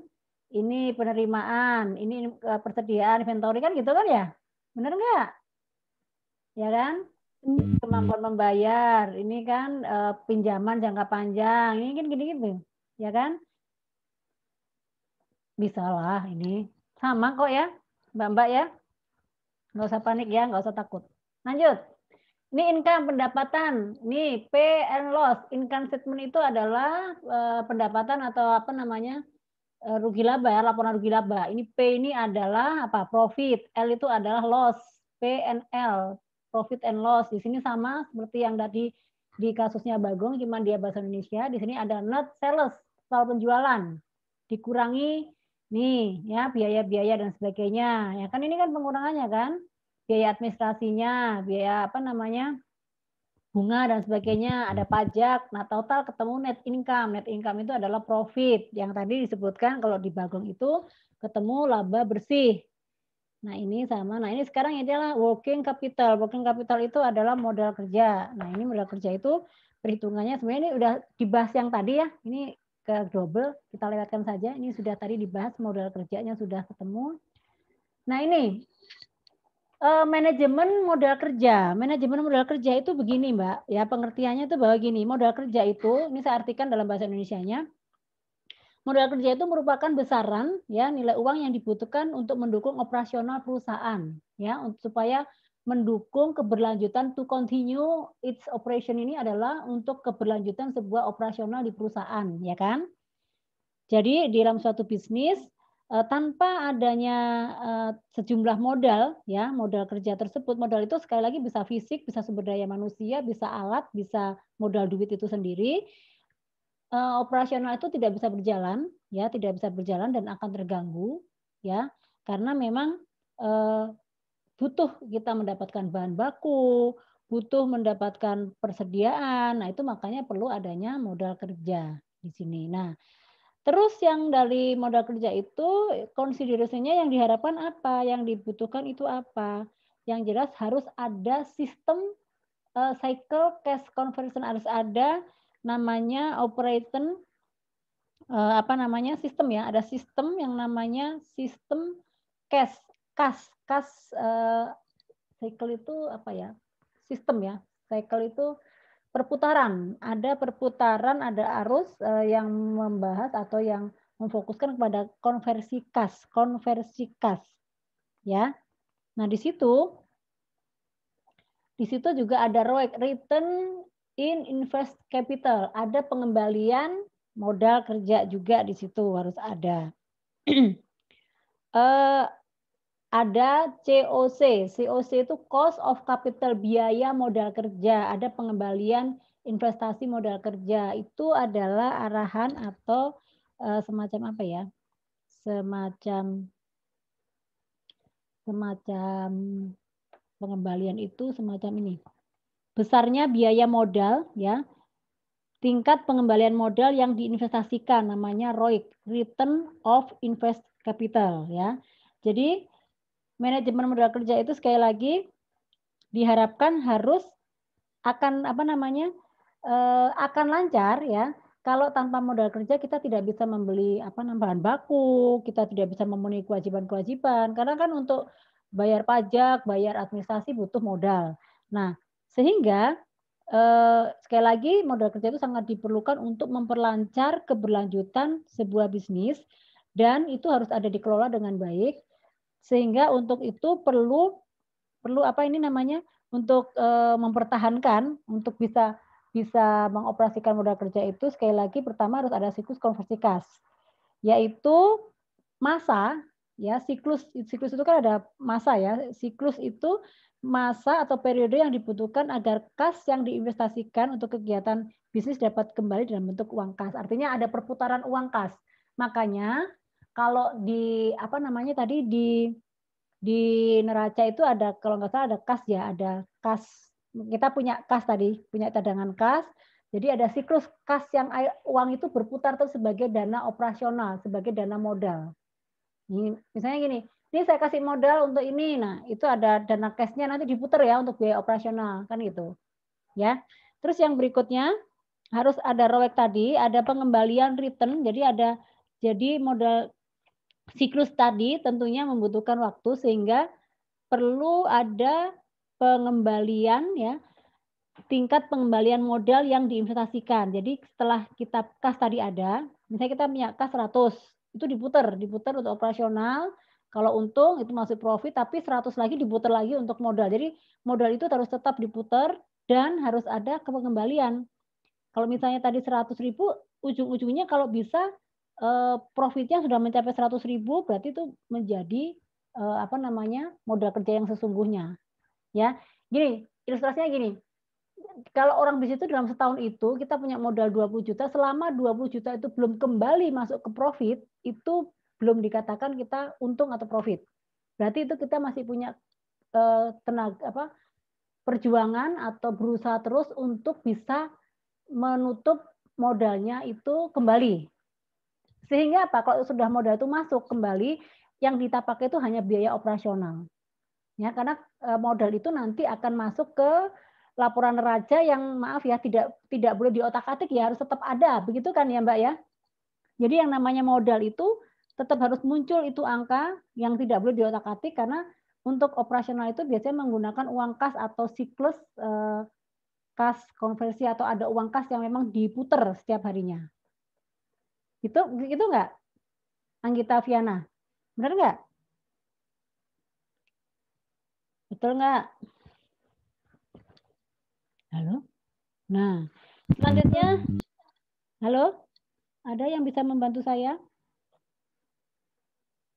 Nah, sekali lagi saya lanjutkan untuk manajemen modal kerja ini, kita juga harus melihat manajemen dari inventory, persediaannya sebagaimana. Harus di-manage, inventory persediaan harus dipantau terus, harus dikontrol, jangan sampai dia kosong atau bagaimana. Yang ketiga adalah AR. AR itu adalah account receivable management, itu adalah upaya besarnya piutang. Jadi misalnya kalau AP itu kemampuan atau membayar hutang, mengelola hutang. Jadi kalau kita punya utang, kalau kasusnya Bagong tadi itu dia punya pinjaman, itu harus dikelola dan tidak boleh sampai telat bayar. Itu pengelolaan hutangnya seperti itu. Kalau yang AR itu ya piutang. Kalau kita punya piutang di orang lain, artinya piutang itu adalah kita punya uang di orang lain tapi belum kita terima hari itu. Misalnya nanti baru bulan depannya. Nah, itu bagaimana pengelolaannya supaya itu tetap tercatat, jangan sampai loss, jangan sampai piutang itu tidak terbayarkan ke kita. Ada kan gitu ya? Piutang kan gitu ya? Piutang itu adalah uang kita di tempat orang tapi belum kita terima hari ini. Bisa di tempat, maksudnya baru sifatnya tempo. Ya kan? Misalnya kita ada invoice ke konsumen A, jatuh temponya 1 bulan, ya nanti 1 bulan itu baru masuk ke kita, gitu kan? Iya, Bu. Benar kan ya, piutang itu uang kita di tempat orang kan? Benar, Bu. Iya, benar. Dan itu menjadi harta atau menjadi kas kita sebetulnya. Oke. Nah, ya dari ada tempo pembayaran yang diberikan dan itu kita tidak boleh memikirkan itu, tetapi kita di luar piutang itu tetap kita harus punya cash conversion cycle, artinya uang kas yang harus jadi artinya gini, uang kita di tempat orang banyak, tapi kan kita tidak boleh mati, tidak boleh berhenti gara-gara uang itu di tempat lain. Benar nggak? Artinya bisnis harus tetap berjalan dengan dana cash yang kita miliki sebagai dana operasional yang harus kita putar setiap hari. Begitu kan? Iya, Bu. Yang dimaksud piutang itu gitu kan. Jadi kita nggak usah mikirin karena itu masih jauh. Tapi untuk bisa bertahan, untuk bisa hidup ya kita harus punya namanya cash conversion cycle atau cash management itu, di mana uang itu terus diputar untuk operasional. Ya, itu pemahaman saya ya. Mudah-mudahan mbak-mbak di akuntansi begitu, benar nggak sih? Bu. Oke, kita sedikit lagi nih. Kita sekarang belajar tentang perhutangan, namanya debt management, manajemen hutang. Kok kita diajarin utang ya Bu ya? Nah, bisnis itu kayak gitu. Jadi bisnis yang baik itu sebetulnya harusnya modalnya jangan modal pribadi. Jangan sepenuhnya modal pribadi. Karena gini, saya dari awal pernah bercerita, kalau itu modal itu pribadi, begitu rugi, kita ya udahlah terserah rugi. Ya. Tetapi kalau kita pinjem, ya tentunya kita sudah memikirkan bisnis kita itu akan jalan apa tidak. Kalaupun merugikan sesaat tapi bisa bangkit lagi. Kalau kita meminjam dengan dana pinjaman dari perusahaan atau dari bank, itu kita atau investor, artinya kita pelaku bisnis itu akan berusaha sebelum semaksimal mungkin, akan ada tantangan, adrenalin kita itu akan bekerja terus bagaimana kita mengembalikan utang itu. Artinya ada effort, ada kerja keras supaya kita menghasilkan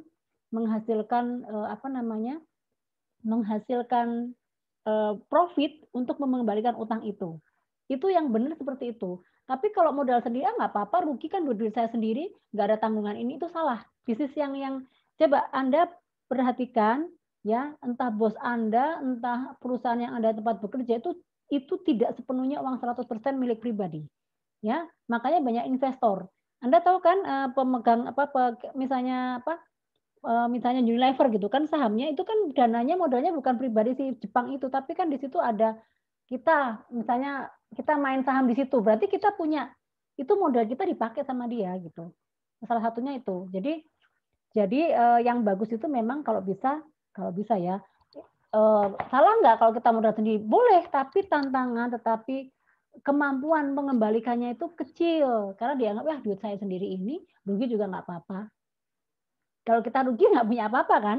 Tetapi kalau misalnya kita pinjam, kita masih punya sesuatu yang makanya kalau pinjam itu kan ada jaminan ya. Saya punya jaminan gedung, saya punya jaminan ruko, saya punya jaminan rumah untuk membayar hutang. Tapi kan itu pasti tidak mungkin terjadi kalau misalnya kita sudah komit bahwa kita akan melakukan kerja keras untuk meningkatkan bisnis kita agar menjadi lebih baik. Nah, itu dasarnya kenapa bisnis itu sebaiknya memang jangan murni 100% duit kita, tetapi kalau usahakan dengan menambah investor. Nah, oke. Nah, ini ya. Terus tipe jenis-jenis hutang itu yang jelas satu bisa didasarkan dari periode utang. Kita mau pilih periode yang mana, jangka pendek, jangka panjang. Kalau misalnya kasusnya Bagong tadi dia jangka pendek karena 1 tahun sudah selesai. Nah, jangka panjang bisa mau kalau semakin besar pinjaman kita biasanya ditambah kemampuan pengembalian atau kemampuan bayarnya itu berapa, nah itu menentukan. 100 juta itu biasanya itu harus ada 3-4 tahun itu harus lunas. Terus yang kedua, misalnya berdasarkan penggunaan utang, duit itu untuk apa? Kalau untuk kepemilikan rumah ya berarti kita ngutang misalnya real estate itu untuk kepentingan pembiayaan rumah itu bisa jenis utangnya ya. Terus untuk kepentingan pribadi, beli mobil dan sebagainya. Nah, terus ada juga yang tipe dari jaminan. Nah, ini security. Security itu adalah pinjaman yang berdasarkan jaminan. Agunan ya, misalnya agunan itu saya pinjam 500 juta, jaminannya apa? Ruko. Nah, itu karena pihak pemberi pinjaman atau investor itu juga memikirkan kemampuan kita membayar sejauh ini bagaimana gitu. Kalau ada kemacetan, maka ada yang dijaminkan nanti uangnya bank atau uang yang dari investor itu tidak hilang. Terus kita juga bisa pinjam dengan yang mau yang mana, yang variable rate, pajak suku bunganya yang tetap atau yang tidak. Kalau kasusnya Bagong tadi, dia dikenakan suku bunga 12% per tahun dan sebagainya. Terus tipe pembayaran melalui apa? Kredit, melalui jatuh tempo, ya kan? Atau ada 4 jenis utang, ya. Tipe pembayarannya misalnya melalui single payment loan. Single payment loan itu adalah biasanya di akhir periode ya itu akan dibayarkan atau dilunaskan, artinya sekali, single itu sekali bayar. Saya pinjam 50 juta, nanti bulan depan lunas. Nah, itu namanya single. Terus yang berikutnya itu utang dengan modal maksimum platform pinjaman dan pengusaha diperkenankan meminjam maksimum sebesar plafon. Jadi ada plafonnya. Jadi kalau misalnya gaji saya cuma 5 juta, jadi plafon Anda pinjamnya cuma bisa 15 juta. Nah, itu dilihat dari situ namanya line of credit. Jadi batas peminjaman. Terus yang berikutnya kita juga bisa pinjam modal. Kalau sekarang itu bank-bank itu berlomba-lomba ya. Kalau Anda tahu mau BCA, mau Mandiri, mau bank-bank yang ada di Indonesia itu berlomba-lomba bagaimana caranya memberikan pinjaman kepada UMKM, pada pelaku bisnis. Entah itu bisnis rumahan, entah bisnis UMKM itu sekarang ditawarkan bunga kecil-kecil, makanya kalau kita lihat tukang sayur ya, pedagang-pedagang itu berani pinjam ke bank loh ya, padahal mereka kan secara bisnis kan tidak sebesar bisnis-bisnis yang itu ya, artinya dengan keterbatasan dia karena ingin maju dia berani pinjam karena dia tahu dia mampu membayar. Nah, masa kita kalah dengan pedagang sayur gitu kan. Nah, artinya tapi kita harus tahu dulu bisnis kita memang sudah layak tidak untuk didapatkan pinjaman. Nah, itu ya. Ini contohnya jenis-jenis hutang. Saya jadi ngajarin jenis hutang ya. Oke, supaya ini wawasan juga, supaya nanti kalau teman-teman ada yang mau bisnis itu menjadi alternatif kalau kita tidak ada modal yang cukup. Berikutnya ini adalah, ini apa sebentar ya, ketutup sebentar. Ini adalah biaya hutang ya. Hutang itu ternyata juga ada biayanya, ada bunganya, ada biaya administrasinya. Ini interest rate itu adalah biaya bunganya. Itu ada yang sifatnya tahunan, ada yang periodik, ya, ada yang bulanan. Ini adalah jelas ini ya, kayak kita beli motor itu ada bunganya apa fix atau mau dibayar tahunan apa mingguan, itu ada ya. Terus udah gitu biaya-biaya lain biasanya kalau misalnya yang pakai jaminan, misalnya kita pinjam 500 juta, jaminannya ruko, kita akan disurvei, akan di-appraisal dulu, dicek gedung ini jaminannya itu kalau dijual lagi atau dinominalkan berapa juta itu harus dicek, itu ada biayanya karena ada orang khusus ya, biasanya orang accounting yang datang ya, orang accounting, orang appraisal menghitung penyusutannya, gedungnya, lama gedungnya itu semua dihitung ya. Nah, itu nanti ini yang dimaksud biaya-biaya yang ada di kalau kita pinjam-pinjaman. Biaya ada biaya administrasi, biaya notaris dan sebagainya. Itu harus siap-siap saja. Nah, Sekarang di mana kita bisa pinjam? Nah, di mana kita bisa pinjam? Ternyata kita bisa pinjam di mana saja. Bentar.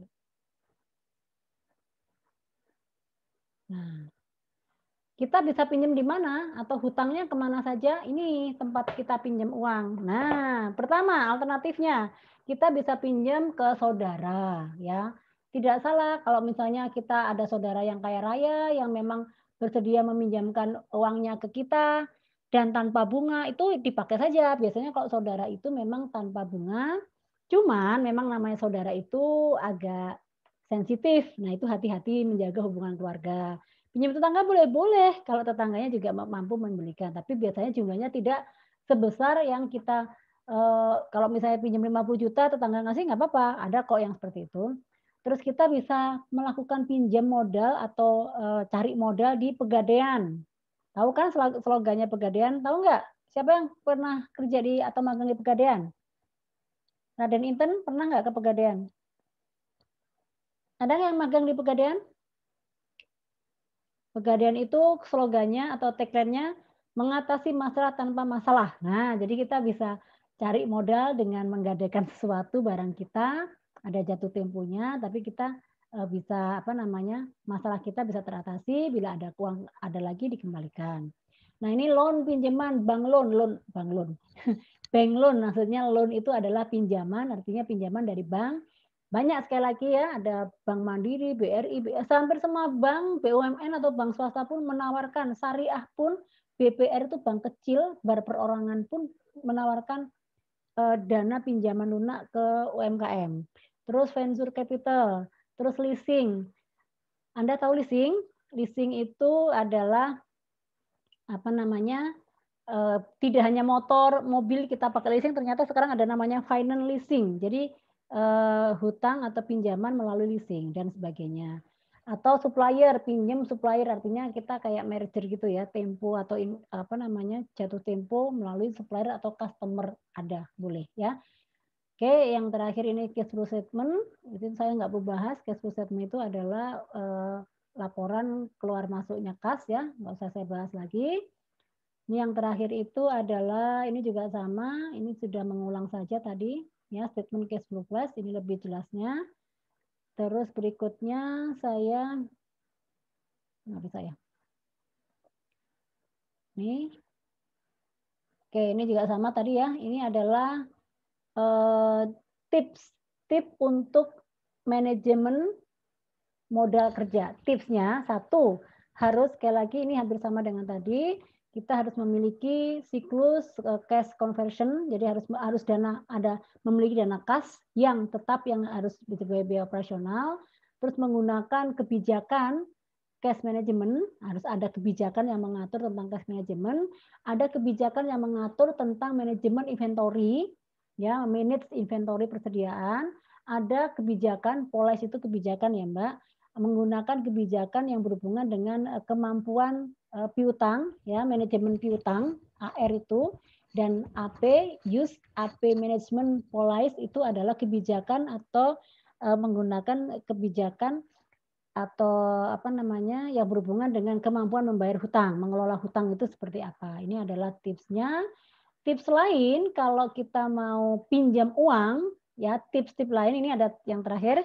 Tips bagaimana kita mendapatkan dana atau pinjaman ke pihak yang akan kita pinjami. Yang pertama kita harus tahu dulu karakter bisnis kita seperti apa. Knowing your business characteristic. Jadi kita harus tahu seperti pertemuan ke-11, kita harus tahu karakter bisnis kita sebesar apa, bidangnya apa. Nah itu harus kita tahu dulu karakteristiknya. Terus yang berikutnya kita harus mengetahui berapa, how much rupiah unit, artinya berapa dana yang Anda butuhkan. Jadi kalau kita pinjam bank itu harus hati-hati. Berapa yang kita butuhkan, jangan sampai over. Kalau kita nanti kesedikitan, nanti kelebihan itu harus biasanya memang sudah ada perhitungannya ya. Kita pun kayak kita beli rumah beli kendaraan udah tahu. Saya mau beli rumah yang 500 juta. Berarti butuh dana pengembalian atau membayar kewajiban bayar itu setiap bulannya berapa kita udah tahu. Nah, itu contohnya. Kalau bisnis pun juga sama, udah tahu kayak misalnya tadi Bagong ada dana 25 juta, terus setelah dikurangi berapa, kurang berapa, dia nambah lagi 15 juta. Jadi dia tidak terlalu berlebihan, tetapi ada dana cash yang nantinya tetap bisa untuk operasional. Yang berikutnya, kemampuan membayar, ini capacity dalam membayar, akses untuk membayarnya. Terus yang berikutnya, interest ya, ini interest itu adalah apa namanya? Interest itu bunga-bunganya itu berapa? Artinya bahwa memperkirakan bunganya kira-kira tersanggup nggak? Karena gini, mau beli motor, mau beli rumah, mau pinjam ke bank yang sifatnya memang itu pinjaman, itu tentunya berbunga. Berbunga, misalnya 100 juta jadinya 135 juta. Misalnya 500 juta jadinya 600 juta. Itu kan karena ada biaya administrasi, biaya bunga, karena semakin lama kita meminjam semakin besar. Tapi semakin cepat kita memilih short long term-nya atau sistem pembayaran yang lebih jangka pendek, ya kita akan lebih cepat melunasinya. Ya. Terus kalau kita pinjam dan kita sebagai orang awam, ini saya kayak seperti jago pinjam ya, padahal kita juga sering baca-baca doang. Kalau kita mau pinjam ke sebuah bank, apalagi sampai diminta jaminan dan sebagainya, biasanya kita harus ini ya, maksudnya jangan segan, jangan takut untuk bertanya, menjelaskan. Karena orang banyak yang tertipu, tidak tahu maksudnya apa, dia nggak paham, begitu berjalani protes, kok begini-begini. Nah, itu yang harus dipahami. Dari awal itu kita harus tahu dulu kontraknya seperti apa, perjanjiannya seperti apa, sanksinya seperti harus tahu, dan kalau perlu disimulasikan. Mereka memberikan contoh, memberikan simulasi, supaya kita benar-benar tidak merasa wah saya nyesel, tidak boleh. Karena sebetulnya tidak ada utang yang, kalau kita hutang harus komitmen gitu ya, intinya gitu. Dan yang terakhir yang penting ini gini, ada beberapa bank, ada beberapa pihak investor ya, pemberi pinjaman itu akan mendanai, membiayai kita itu kalau tahu persis satu karakter dan akan dibuktikan melalui presentasi. Makanya seringkali kalau kita pinjam sudah di atas M-an, misalnya saya pinjam mau 10 M buat bangun sekolahan, buat bangun ini gitu-gitu, itu pasti harus ada proposal, presentasi yang kalau perlu blueprint yang meyakinkan pihak investor. Itu pasti wajib. Tapi kalau pinjamannya cuma 100 juta di bawah atau beli mobil, motor nggak perlu sih. Tapi kalau sudah ber-M-an itu pasti harus ada proposal, karena itu akan menjadi nilai dan itu akan ditindaklanjut, akan ada appraisalnya, ada notarisnya, itu semua akan datang beberapa pejabat yang akan membuktikan isi proposal dan niat tujuan kita punya uang. Begitu Mbak-mbak, Mas-mas ya, materi kita hari ini. Mudah-mudahan dalam pengelolaan atau manajemen keuangan ini menjadi salah satu wawasan kita atau menjadi pengetahuan baru dari kita untuk mengelola uang atau mengelola bisnis kita itu seperti apa yang baik ke depannya ya. Karena uang itu sensitif sekali, benar kan? Uang itu sensitif sekali. Ada pertanyaan? Ada pertanyaankah? Ada pertanyaan? Apa sudah ngantuk? Belum ada, Bu. Belum ada. Bu puyeng atau bingung atau nggak ngerti atau gimana? Paham, Bu. Paham apa paham? Oke, baik. Kalau begitu, karena mungkin juga sudah malam juga ya, sudah malam dan sudah mendekati selesai juga, kita memang materi sudah selesai, tapi seperti biasa ada tugas mandiri yang di sana. Cuman simpel saja sih Mbak, cuman membuat sebuah laporan, sebentar tadi ada yang kelewat ya, cuma hanya membuat, mana tadi?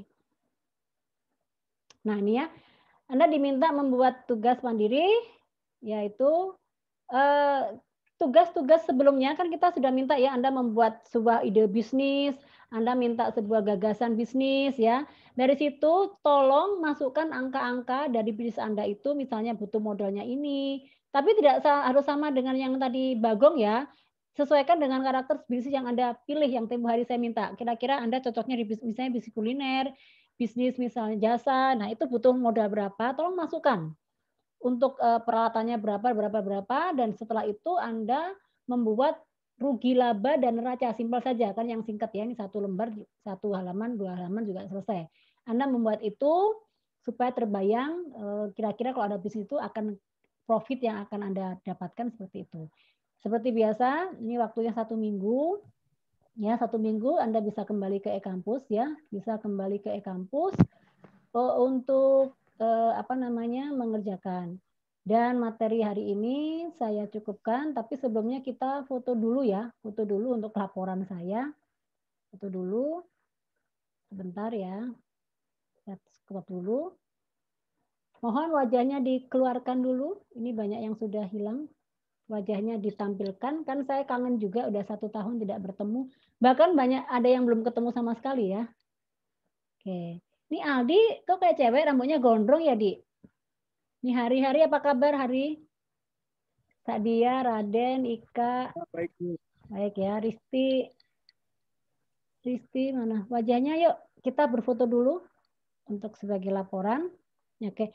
Oke, saya sebelum kita foto, saya menyampaikan ujian UAS-nya, saya sounding dari sekarang, ujian UAS-nya adalah sama seperti kampus-kampus lainnya, sama juga seperti angkatan-angkatan sebelumnya. Ujung dari kuliah kewirausahaan itu adalah Anda diminta membuat sebuah proposal bisnis yang materinya, makanya Anda bisa download modul yang saya upload di beberapa pertemuan yang lalu. Di situ di pertemuan terakhir itu ada garis besar cara membuat proposal bisnis. Tidak usah jauh-jauh, tidak usah cari baru, tetapi ikuti saja dari tugas-tugas yang sebelumnya, ide bisnis atau rencana bisnis Anda itu apa, dan itu tolong dikembangkan menjadi sebuah proposal bisnis. Dan itu nanti Anda diminta membuat 10-20 halaman. Pertama itu. Yang kedua, Anda harus diminta membuat sebuah video 5 menit, dipresentasikan, itu yang kami nilai. Ya, karena kita nggak bisa melakukan tatap muka offline, jadi mau nggak mau kita sepakat dengan tim dosen di IT, karena saya juga mengajar Permata Sakti yang seluruh Indonesia itu, kita nggak mungkin tatap muka, jadi kita harus mengirimkan sebuah video, durasinya 5 menit sampai 7 menit, tapi itu dari proposal yang Anda buat. Sekali lagi mungkin untuk gambaran mencicil ya, di download dulu aja materi modulnya, saya upload itu di pertemuan 9 apa 10 gitu ya. Dicari aja ya Mbak di kampus ya. Modulnya ada, di situ ada garis besarnya. Nanti di pertemuan terakhir 15 akan dijelaskan detail cara membuatnya seperti apa ya. Atau Anda bisa membuat, cari referensi di Mbak Google urutan seperti apa ya, nanti bisa ini. Baik, saya harus akhiri ya. Wajahnya tolong dong saya tak ambil foto. Oke. Saya mengucapkan terima kasih buat teman-teman yang sudah meluangkan waktunya, bukan meluangkan ya, yang sudah hadir sampai akhir dengan setia, tetap semangat. Mudah-mudahan pandemi segera berakhir, kita juga ingin ketemu lagi di kampus. Saya pun sampai hari ini belum diizinkan ke kampus sama pihak kampus, kecuali dipanggil ya. Bu Christine datang rapat, kayak kemarin tiba-tiba sama yayasan, sama rektor, Bu rapat dulu, ya udah saya datang. Tapi di kampus itu sepi sampai hari ini. Ya. Kalaupun ada kegiatan itu dibatasin dan itu jarang sekali kita lakukan ya. Karena sekarang COVID-nya semakin meninggi, maka kita taati protokol kesehatan untuk diri kita sendiri, untuk saudara kita. Semoga kita semua dalam lindungannya dan sehat terus dan dijauhkan dari apapun, entah corona atau penyakit lainnya ya. Sekali lagi jaga diri, tetap patuhi protokoler kesehatan, dan kita ketemu lagi minggu depan, tapi minggu depan kita asinkronus ya. Kita ketemu menggunakan sinkronus 2 kali pertemuan lagi. Tetap semangat. Mudah-mudahan tetap ada sesuatu yang menambah wawasan kita. Kalau ada yang bertanya yang kurang jelas, silahkan manfaatkan WA Group atau e-kampus ya. Oke, baik. Salsabila, Irul, Alif, Dita belum ada wajahnya. Saya mau foto kalian. Oke ya, baik. Sekali lagi saya ucapkan terima kasih. Selamat malam. Selamat istirahat. See you semuanya. Selamat malam, Bu. Selamat malam. Oke, izin live ya semuanya. Boleh live sekarang.